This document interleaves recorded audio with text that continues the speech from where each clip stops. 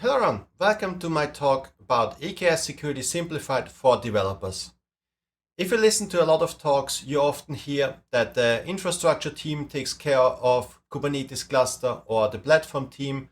But in my experience, many companies are not that big, and so they don't have a dedicated team for the infrastructure. And this means that the development teams have to take care of all the Azure infrastructure or cloud infrastructure in general. And this also includes the Kubernetes cluster. I myself have a .NET background. This means I started out as a .NET developer. I had no idea about Linux, no idea about Kubernetes when I got into Docker, container, Kubernetes, all the great stuff. And with the cloud, we can easily create a Kubernetes cluster, but you can also easily totally misconfigure it. And today in this session, I want to focus on how to help developers to operate a Kubernetes cluster in a secure way, and also with the tools they are used to. I focus on Azure, therefore I'm using the AKS, Azure Kubernetes Service today, and I'll show you a lot of Azure services, but I think you can also apply them to other clouds. The naming might be different, the features might be a little bit different, but the whole process or the ideas behind should also apply. So the plan for today is, first I'm going to talk about the authentication and authorization.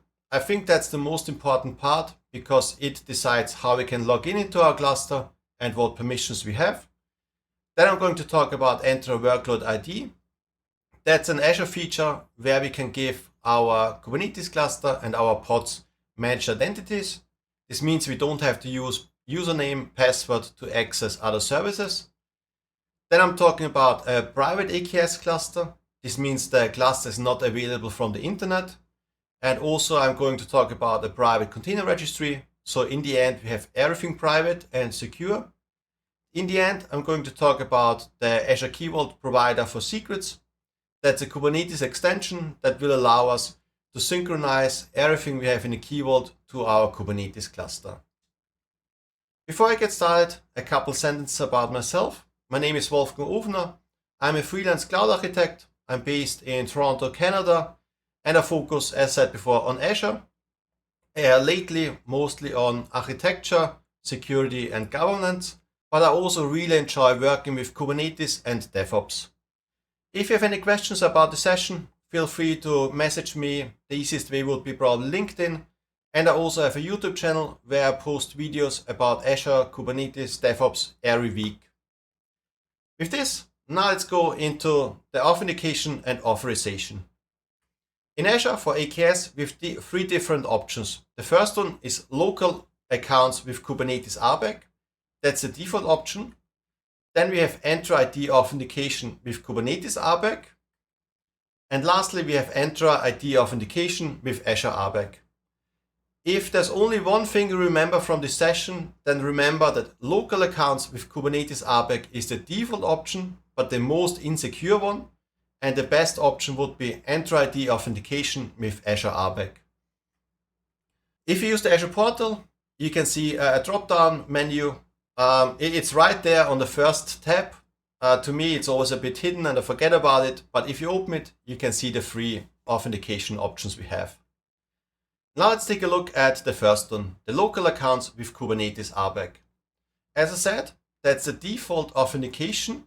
So if you just create it in the Azure portal or with the Azure CLI or any other infrastructure as code tool and you don't select anything, you will select this one. With this authentication mode, you don't have any connection between your Kubernetes cluster and Entra. This means Kubernetes doesn't even know it's running on Azure. If you want to enable or configure authentication, then you have to use all the built-in Kubernetes tools we have. And this is already the first problem. As I said, as a developer, when I got started, I had no idea about Kubernetes. I just clicked through the Azure portal and had a cluster running. So this is already too much, I would say, for teams, especially for developers, to configure everything that's going on inside a Kubernetes cluster. In my experience, most of the time I see it's not configured at all. So the developers just share an access token, everyone has an admin user, or literally everyone has access, and it's very insecure. So everyone has admin rights. You don't have any logging, any monitoring. You don't know who is doing what. So yeah, it's not great. Another reason why I said this is the worst authentication method is that the access token is stored unencrypted in the kubeconfig file. This means once you download it, it's just there. So if you take a look here at the kubeconfig file, you can read literally everything. So on the right, we can see here, for example, what's the name of my cluster. So this was a demo cluster I used for another talk. Here I have the name, what user I have. Down here I have the access token, the certificate. So everything is there. I can just grab it, copy it on my machine, and I have full access. I don't have to log in. I don't need a password. That's it. So since it's there unencrypted, it can get lost quite quickly. You could check it in by accident into Git, maybe even GitHub, so the entire world has access. If you give your computer to your IT for repair, somebody could steal the file. So it's not a good solution at all. Microsoft only recommends this authentication method if you don't have any users in your Entra that are using the Kubernetes cluster. In my opinion, that's not a valid reason, because it is so easy to invite guests or create new users in Entra, and then you have them since you're already using Azure. In my opinion, yeah, that's not really a reason why I would use this. The only reason to use it is if I want to test something quickly. I just create a cluster, try out what I want to test, and then delete it 1 hour later. In this case, I don't want to mess around with authentication, so that's good. But everything else, I wouldn't do it. Additionally, as I've said before, we have to use Kubernetes built-in authentication methods, so it can be quite challenging for the user management. This means I have to create everything inside the cluster, and then I also have to provide the credentials to my developers. Again, it's quite cumbersome. And also, if somebody is leaving the company, their Microsoft accounts are usually deactivated. That's great. But in my experience, most companies or teams forget about the users in the Kubernetes cluster. Since there's no link with Entra, they have to actually go to the cluster and deactivate the user. Unfortunately, this gets forgotten quite often, and so the former employee still has access to the Kubernetes cluster. In general, it is recommended to disable the local accounts because they can be a security risk, and overall we have better options, which we're going to talk about in the next couple minutes. So as a summary, if you want to test something, use it. If you want to use a productive system, then never use this option. Then the next option we have is the Entra ID authentication with Kubernetes RBAC.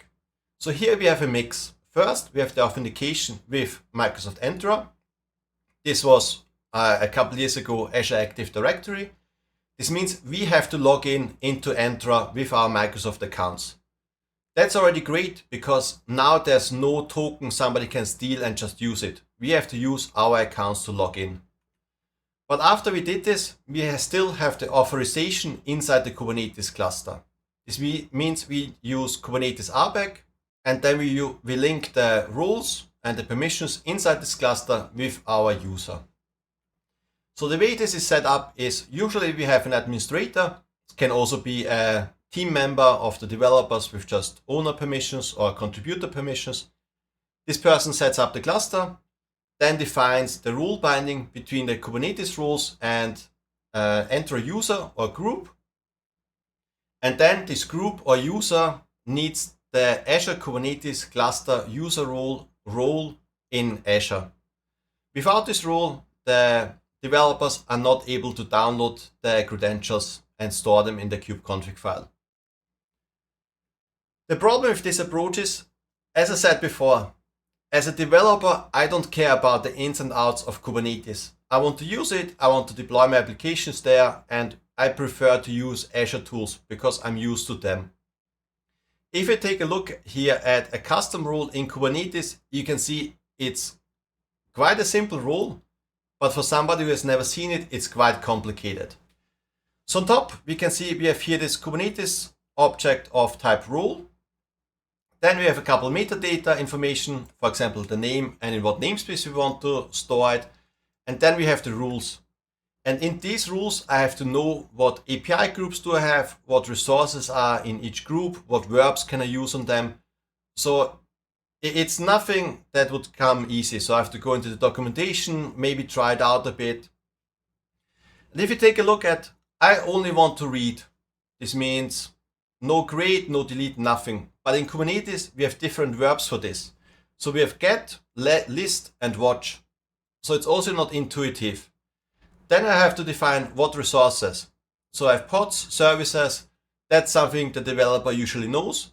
But further down, we also have jobs, extensions, something with ingress. Now it's getting even more into Kubernetes. Additionally, we need a rule binding. So this is the link from the role, the permissions we just configured, to the user or the group. So in this case, we have the type rule binding. We could also use cluster rule binding if it's for the entire cluster. This rule binding is just for within one namespace. We define the namespace. In this case, it's called read. Then we define what object we want to bind to this role. So this could be an Entra user or group. In this case, it's a group. Then we define the Entra ID. This is also a bit annoying because I have to go to Entra, look up the ID of the group. I can't just use an email address or a name. And the last one, I have the reference. In this case, I have the reference to the role and the name of the role. Now, after I've applied this to my group, I can go and test it. This means one user of the group logs in and then executes a kubectl command in the CLI. In this case, I kubectl get all, and I would expect I see everything inside this namespace. But as you can see, I see a pod, so that's already a good start, but then I get some error messages. It says the replication controller is forbidden and the horizontal pod autoscaler is also forbidden. This means I forgot to set it up. Maybe I didn't know that these objects exist, but now the developers get an error message. So they don't know, did they something wrong? Is something wrong in the cluster? So it's quite confusing for the developers if you're not too experienced with Kubernetes itself. So the summary for this option, it's the user management is easier than with the local accounts because you have the link to Entra. You still have to use IDs, but still, at least there's the Entra account, you have to log in first. There's no token that can get lost. And in the past, the recommendation was to use this if you have an Arc-enabled Kubernetes cluster. Azure Arc is a service which helps you to manage a Kubernetes cluster that's running outside of Azure. So this could be with a different cloud provider like AWS or GCP or on-premise.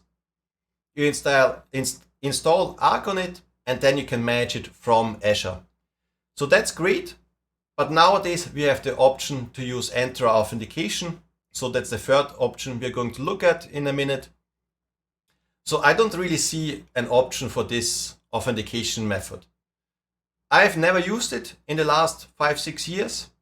I've seen people who say they like it because then the entire permission management is inside the cluster, and if they want to move it to a different cloud provider, everything is already there. They just have to change the ID of the Entra group.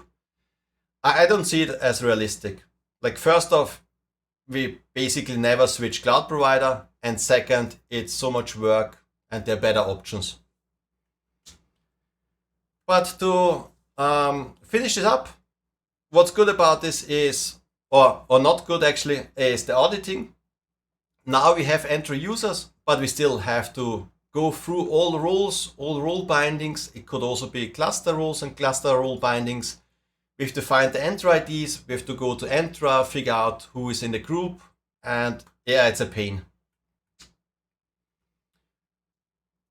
The one good thing I would say is you can give the access to Entra users, but yeah, it's still not worth using this option. The main reason why we don't want to use it is the third option, the Entra ID authentication with Azure RBAC. This is by far the easiest and the best option. So if you think about which one to use, always use this one.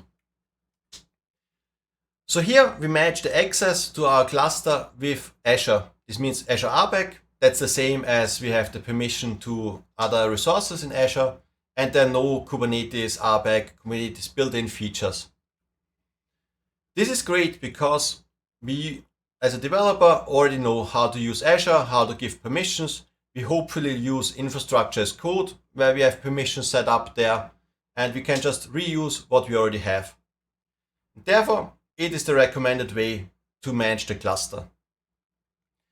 Here again, if we want to access the cluster, we need the Azure Kubernetes Service cluster user rule to download the credentials. I also have to say it's a horrible name for a rule. And after we have this rule, we need a second rule. And this rule gives us the permissions. So this could be a reader, a contributor.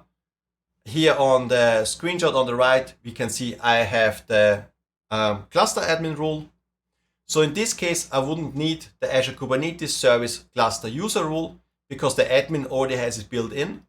But many of the rules don't have it. For example, a Kubernetes contributor, reader, they don't have it.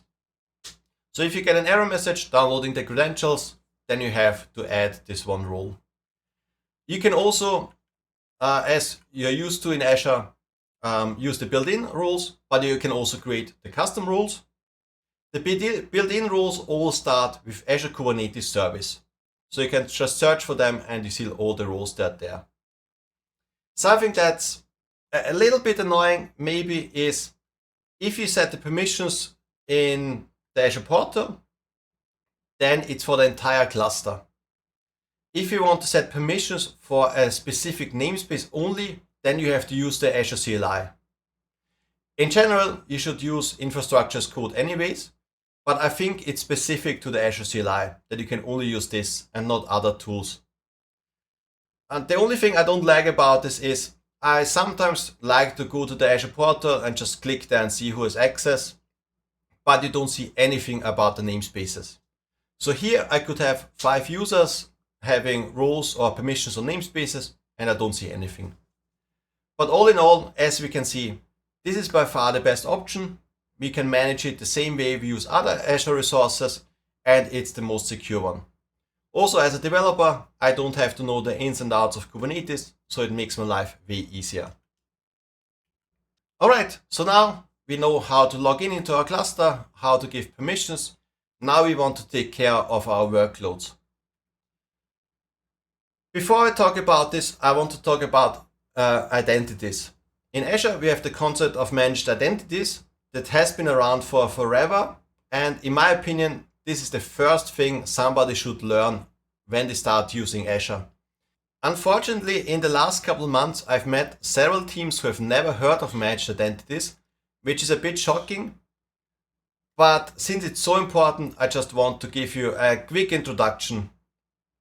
So the idea of identities is that we tie an identity to a resource, and then we can give permissions to this identity.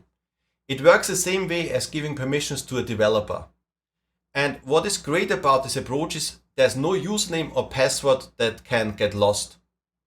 So for example, if I want my app service to log in into a database, back in the days we had a username, a password, we had to store it somewhere securely, we had to provide it to the app service, and then the app service could log in. Nowadays, with the managed identity, we just give an identity to our app service. Then we give this identity the permissions to access the database. This could be a reader role, a writer, whatever the app service needs. And then the app service access the database with this identity. There's no username, no password, so I don't have to rotate the passwords. Nothing can get lost. There's nothing secret about it. And it's just way easier and way more secure.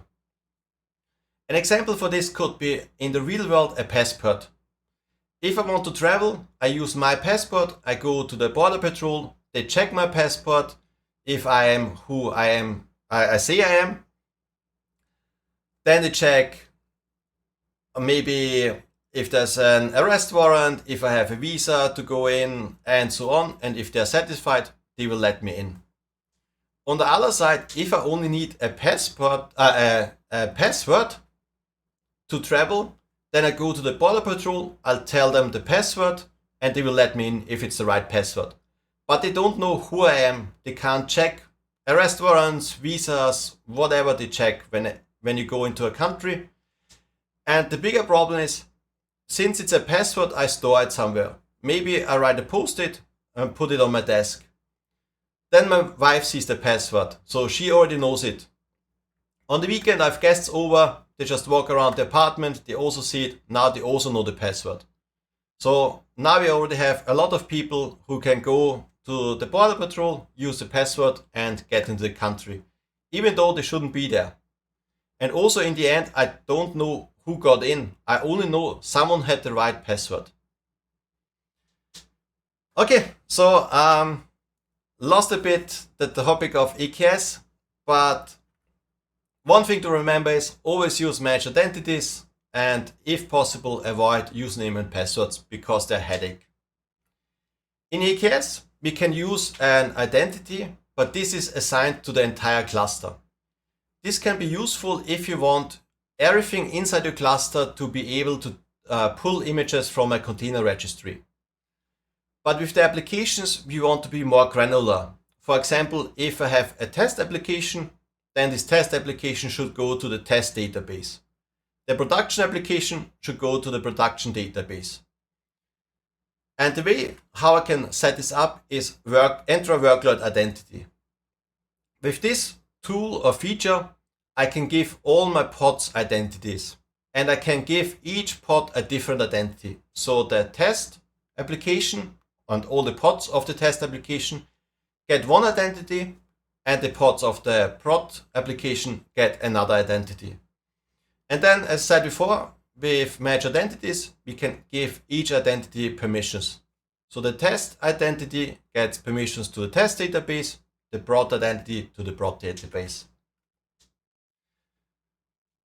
And this is not only for databases, this works for all Azure resources.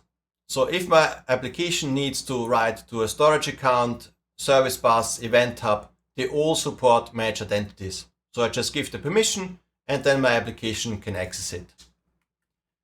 One thing you have to configure on your AKS cluster is you have to enable the OIDC issuer. That's the OpenID Connect. That's a standard. And if you create a new cluster or if you do an update, it's just one parameter. It's, I think, enable OIDC issuer, and that's it. So that's everything you have to configure on your cluster. And the way to use the managed identity in a little bit simplified way is you have the managed identity. So this is an object in Azure in your subscription. Then you create a federated credential between a service account and the managed identity. This means you have a link from the service account to the identity.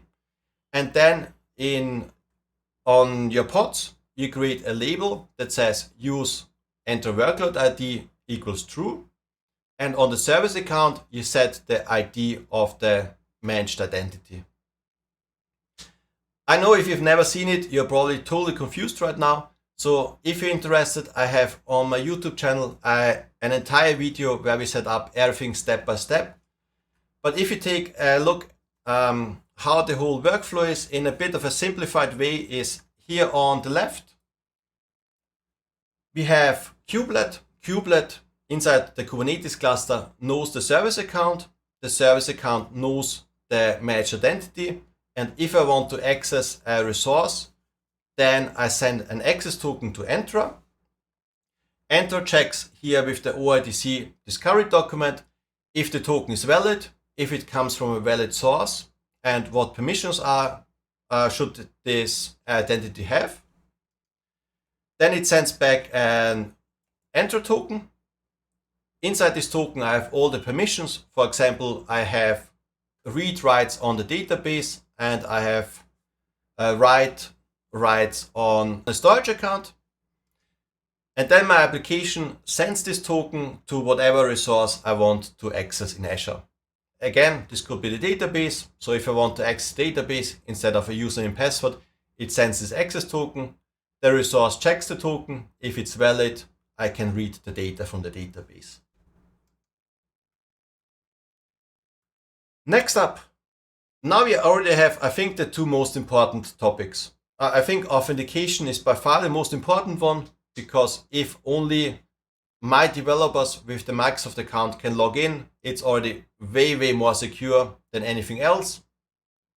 Then we gave our identities permissions, so we don't have any username passwords. So all the other resources inside Azure are also quite secure, but we can always be more secure. So if you have a Kubernetes cluster, by default, the API is available from the internet. This means everyone can try to break into the cluster. Therefore, it would be better if we make it private. And making a cluster private, or a private AKS cluster in general, is sometimes a bit confusing when I talk to teams, because they think everything is private, they can't pull images from Docker Hub, and nothing will work anymore. But that's far off the truth. What this does is it only makes the API of the master node private. This means I just can't go over the internet and log into the Kubernetes cluster. I have to be in the same VNet to access my Kubernetes cluster. And that's all it does. If you're using the Azure CLI, we can see here on the right side, we can just add the enable private cluster parameter, and then the cluster will be private. This works when you create the cluster, and this also works when you update the cluster if you already have an existing one. If you use Terraform or Bicep, it's also just one setting, I think. It's private cluster set to true, and then it should work as well. It also doesn't have any implications on the communication between the master and the worker node, because they're already over a private connection. So nothing changes there. I just said this, I was just too slow to go forward with the presentation. Now let's take a look at our Kubernetes cluster. Here on the left side in the green box, we have the master node. That's basically the brain of our cluster. And in the blue box, we have our worker nodes. These are the nodes where our workloads, this means our pods, are running. And when we say we want to make our cluster private, then it's only this API inside the red box. This means all the communication goes over this API. So this could be a developer logging in with the CLI and send kubectl commands, or other resources inside Azure. Once this is private, I can only access it from the same VNet, or a VNet that's paired. So this leads to a couple of challenges. How can I as a developer access the cluster if I have to do some debugging, if I want to see what's going on, and also how can I do deployments if the cluster is private? So here we have a couple options. The first option that's a little bit outdated, so we're just going quickly over it, is to use Azure Bastion and a jump box. So Azure Bastion is a jump host. This means it allows me to log into Azure Bastion, and then it forwards my request to Azure VM. In this case, it's called jump box. And what's great about this is my VM doesn't have to be accessible from the internet. I only log into Azure Bastion, and then everything else behind Azure Bastion will be private. The problem about this approach is, if you take a look at this, and even without going into the details, it's quite complicated. So on the right side, we have here our Kubernetes cluster. So that's what we already have, and everything else needs to be created for Azure Bastion to work. When we create a private AKS or a private API or private AKS cluster, then it also creates a private DNS zone and this private endpoint, because it's attached to a VNet. So that's already there. But what we have to do now is we have to create a public IP address and Azure Bastion. We have to create our virtual machine. Then if it's running in a different VNet than AKS, we have to do some VNet peering, and we also have to link the DNS zone. So this is a lot of work to just send some kubectl commands to the cluster. And it's also not the cheapest. So if you work in a big company and you spend like 10 million a month on Azure, you wouldn't care about a couple $100. But if your entire setup is $500 to $1,000, euro, whatever you're using, and suddenly you need Azure Bastion, a virtual machine, it can easily increase by $200 to $300 let's say euro. So that's a lot of your budget just to access the cluster. Also, you need the time to set it up, to do some maintenance. And as I said, it's a bit outdated. So I just want to mention it so you know about it. Maybe learn a little bit more about other Azure services as well, but that's not the best solution. Another option would be we can wrap our command using AKS command invoke. So if you take a look here on the right, we use AKS command invoke. Then we provide the resource group and the name of our cluster. And inside the command parameter, we write our actual command we want to send. In this case, it's a kubectl get ns, get namespace. This works, but it's really annoying as a developer if I always have to write this entire thing. So it's great to just quickly check something, but overall, I wouldn't want to work with this all day long. Then another option would be if you have a VPN or ExpressRoute connection. So ExpressRoute is a private connection from your on-premise location to Azure. The problem with this is it's quite cumbersome to create because your ISP has to create the connection. This means this is nothing you can quickly do. The ISP has to set it up. Not every ISP supports it. It can be expensive, especially if you just want to access your AKS cluster. So my recommendation would be, if you have it, it's great, use it. If you don't have it, then it's usually not worth setting up, especially if you're a small or medium-sized team.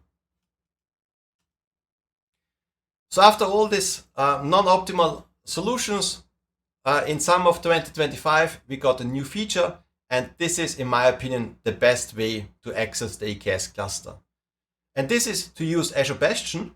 But with this new feature, we don't need anything else. So we can go directly from Azure Bastion to our AKS cluster. So if you take a look at the architecture from before, so here we can see we have still our AKS cluster, still the DNS zone, so nothing changes. But now we don't need the jump box, we don't need VNet peering, we don't need the DNS integration into the VNet. All we have to create is Azure Bastion. Then we log in into Azure Bastion, and with this tunnel connection, we can just use kubectl commands in the terminal like we would do with any other cluster. Since we're also using Azure Bastion, the costs are also not too much, and everything is secure. So I think that's a great option to access our cluster. Next up, we have the cluster now private, but we're also pulling in images. So usually we pull them from the Azure Container Registry because we want to have everything inside Azure. Also, it's a private registry, but by default, the registry is also available over the internet. So in theory, an attacker could gain access and then upload malicious images or replace my existing images with malicious ones. Then my Kubernetes cluster would pull the malicious images and I have it running in my cluster. So the best solution would be also have the container registry private. This means it's not accessible from the internet, and therefore my entire environment is secure. So as I said, many teams opt for the container registry because it's quite cheap. We can have geo redundancy. This means we can have it spread around the globe, and it's private.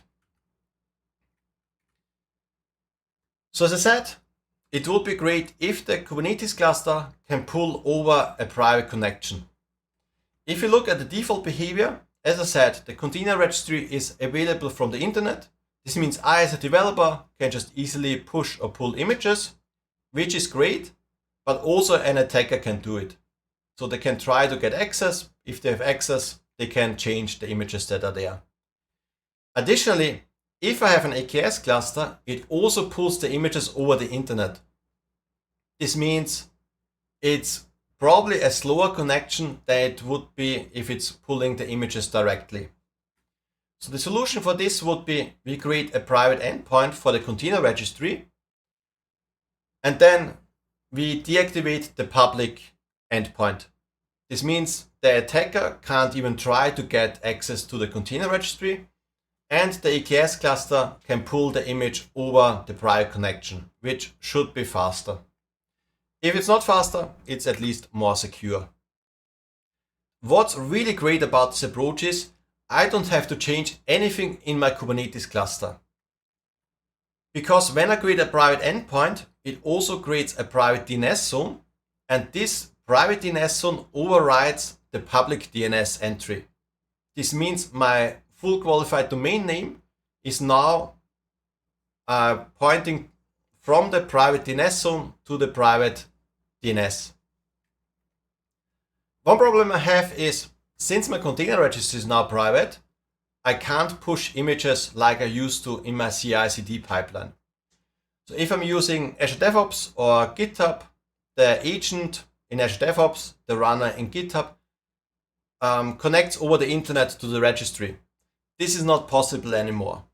So the solution would be to have, for example, my Azure DevOps agent running inside the same VNet as my container registry. Up until 1 year ago, this was quite painful because we had to either set up a virtual machine, run it in a container itself. So there was no great easy solution. But around 1 year ago, we got managed DevOps pools, and they are my favorite service in Azure. I think it's such an amazing service because it allows you to use a virtual machine for your Azure DevOps agent, but you don't have to manage the VM. When you create it, you just configure it with what is the name of my DevOps organization, what is the name of my agent pool, in what VNet do I want to inject it. I can even give it a managed identity, and then Microsoft takes care of the rest. This also allows me to use really big VMs because I only pay for the time my pipeline is running. So if I have a really complicated build that would maybe take 2 hours with the Microsoft hosted agent, I can now create a really beefy VM and get it down to a couple minutes. And I also don't care about how expensive the VM is, because if the VM costs, let's say, $10 per hour, and the VM runs for 10 minutes, then I pay around $150, $160, but I just saved almost 2 hours. Also, there's nothing to manage. I don't have to create any update schedule, update the agent. Everything is done by Microsoft. So this is by far the best option, and it will make it way easier to have everything secure, because now also my builds are inside the VNet. Okay, now that we also somehow incorporated DevOps into this AKS talk, let's talk about the last topic for today, and this is how we can manage our secrets in a secure way. So I think almost every team, actually, it would be great if every team would use the key vault for the secrets. Unfortunately, not all teams do it. But if you have any secrets, please just save them in an Azure Key Vault. The Key Vault is more or less free. It is very secure. You can have Azure RBAC for the permissions. You can have auditing. So if you have anything that should be secret, store it there. Now the question is, how can you get it from the Key Vault into our Kubernetes cluster? We could write our application that it connects to the Key Vault and then just downloads the secrets or whatever is in there. But this means the developers have to program something. It's not a great solution in general. And therefore, we can use the Key Vault provider for secrets. That's an extension for AKS, and this allows us to synchronize everything from the Key Vault into our Kubernetes cluster. So this can be secrets, keys, or certificates, and then we can mount them as a volume to our pods.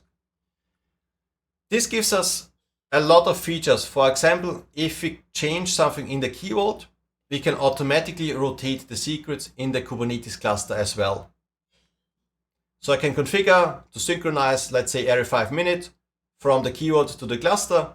I change it in the Key Vault, and the maximum 5 minutes later, it's also changed in the Kubernetes cluster.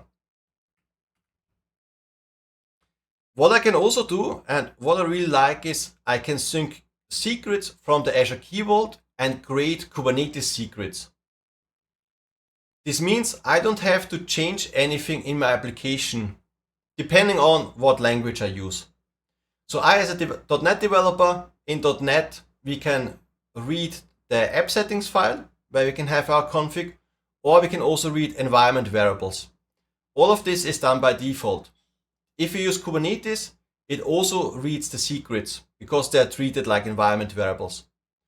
This means I can send the secrets to the Kubernetes cluster, create a Kubernetes secret, and the developers don't have to care about it. So this allows me to have separation of concerns. I, as a developer, only care that the secret must be there when my application starts. I don't care where it comes from. In the beginning, I said most companies don't have infrastructure teams, so separation of concern means the developer does both.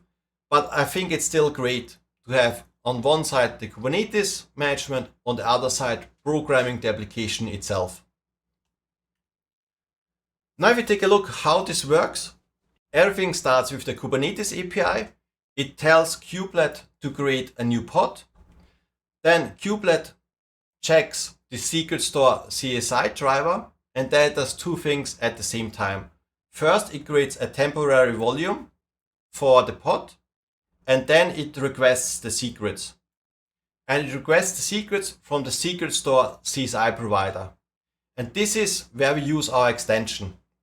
So once we have the Azure Key Vault extension installed, it will take over the place of this secret store CSI provider and then download the secrets or the keys, certificates, whatever we need from the Azure Key Vault. Once it has them, it returns them to the CSI driver, and the driver attaches it as a volume. We can also configure it to attach it as an environment variable or a secret. But what's important here to see is the application itself does not care. It knows it will be provided. And in the future, if I want to replace my Key Vault provider with something else, then I can just have here a new extension and everything will stay the same. I just load my secrets from somewhere else.